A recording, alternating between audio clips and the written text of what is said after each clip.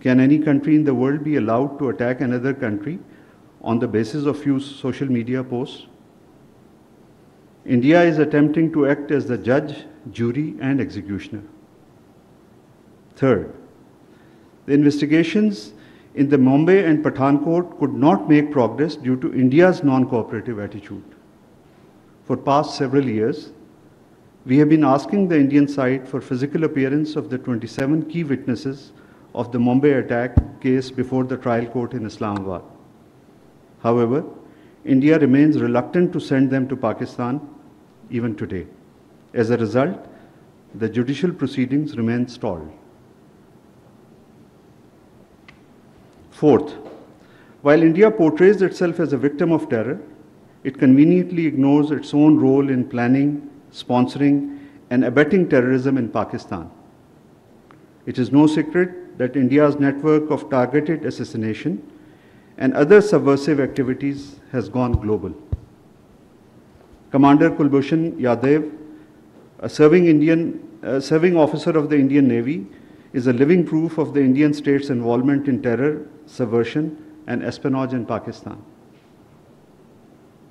At this occasion, I should also remember the victims of Samjhauta Express tragedy, in which over 40 Pakistani citizens were killed by Hindu extremists.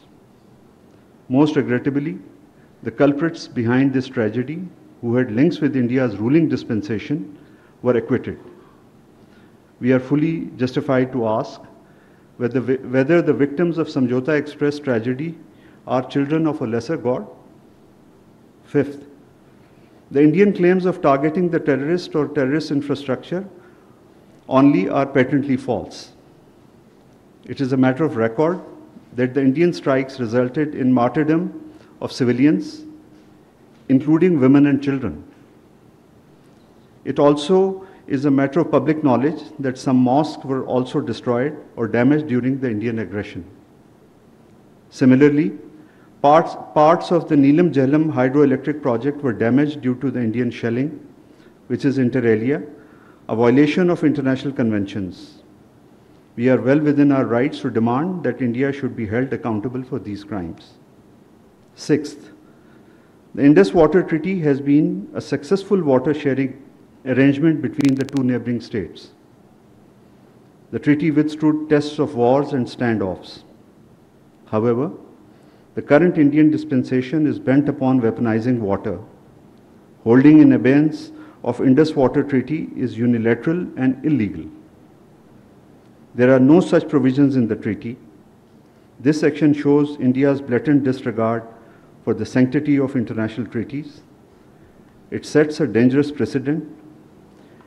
It strikes at the fundamental pillar of regional cooperation with profound implications for regional and global stability. Pakistan is an agrarian economy. Millions of people are dependent on the waters being regulated by the treaty. The Indian decision is equivalent to an attack on the people of Pakistan and its economy. For Pakistan, the Indian announcement is of no legal consequence. The treaty remains in force and fully binding on the parties. The Indian allegation of Pakistan's refusal to enter into government-to-government negotiations are also incorrect. Pakistan has been continuously engaged with India on the subject. Last but not the least, we particularly regret the Indian Foreign Secretary's indecent and undiplomatic remarks that Pakistan has been in the habit of lying since its creation in 1947. We expected better from a diplomat of his status. It is most unfortunate that nowadays India's ruling dispensation is trying to rewrite history, making a number of absurd claims. India's founding fathers must be turning in their graves. We wish to remind them that it was India that took the Jammu and Kashmir dispute to the United Nations. Today, how can it renege from its own commitments made to the United Nations, to Pakistan, and above all to the Kashmiri people? In fact, India remains a permanent factor of instability in the region, owing to its hegemonic ambitions. It has constantly been working to destabilize its smaller neighbors and has stonewalled all efforts to promote regional cooperation. I thank you. I'll take one or two questions. Paracha Saab. Thank you so much, sir. How do you assess the war hysteria created by Indian media, especially last night? Thank you, sir. Paracha Saab, the conduct of Indian media last night was extremely irresponsible and jingoistic. And frankly, disinformation is one thing, but the conduct of Indian media yesterday was indeed farcical. Encouraged by the Indian state, its media tried to create an alarming situation. The repeated pattern of leveling accusations against Pakistan without any credible investigation reflects a deliberate strategy to manufacture a pretext for aggression and to further destabilize the region. Such actions not only further endanger regional peace, but also reveal a disturbing willingness to exploit misinformation for political and military ends. Thank you. Ji, Anas Saab. Since you mentioned about the Indus Water Treaties being still being enforced, India has said that it has written a letter with regards to the suspension of the treaty. How does Pakistan have to respond on that? Thank you. Thank you, Anas Saab.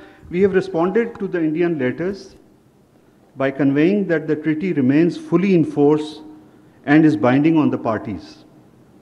There is no provision in the treaty to hold it in abeyance.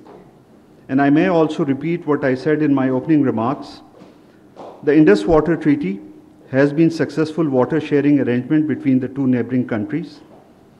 The treaty has withstood tests of wars and standoffs. However, the current Indian dispensation is bent upon weaponizing water. Holding in abeyance of Indus Water Treaty is unilateral and illegal. There are no such provisions in the treaty. This action shows India's blatant disregard for the sanctity of international treaties. It sets a dangerous precedent. It strikes a fundamental pillar of regional cooperation with profound implications for regional and global stability. Pakistan is an agrarian economy. Millions of people are dependent on the water being regulated by this treaty. The Indian decision is equivalent to an attack on the people of Pakistan and its economy. I thank you, sir. Thank you. Islamabad में तर्जुमान दफ्तर ख़ारजा शफ़क़त Ali Khan news briefing दे रहे थे। उनका कहना था पाकिस्तान भारत की जाहरियत की मज़म्मत करता है।